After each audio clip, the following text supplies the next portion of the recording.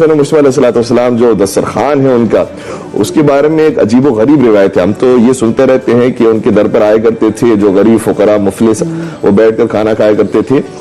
عجیب روایت یہ ہے کہ ایک مرتبہ امام حسن خود کھانا تناول فرما رہے تھے تو سامنے سے نجس جانور کتے کو دیکھا جو اپنے سر کو جھکایا ہوا تھا.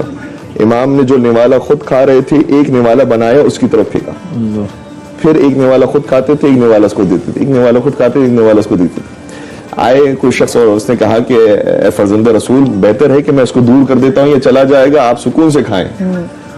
مولا نے ارشاد فرمایا کہ مجھے شرم آتی ہے اپنے خدا سے کہ کوئی اس کی مخلوق مجھے کھانا کھاتے ہوئے دیکھ رہی ہو اور میں پیٹ بھر کر کھانا کھاؤں. اللہ تو فرما رہے کہ مخلوق کے خدا میں سے بھی کوئی چاہے نجس ترین جانور ہو وہ بھی مجھے دیکھ رہا ہے اس حالت میں تو مجھ سے کھایا جا نہیں سکتا، میں اس کی طرف بھی کچھ پھینکوں گا اس کے بعد کھانا کھاؤں گا.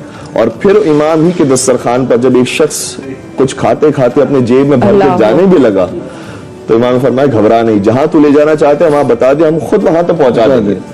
کہا کہ اصل میں ایک میں مسجد سے آیا تھا تو ایک فقیر کو دیکھا، بڑا نادار بڑا پریشان تھا. جب اس نے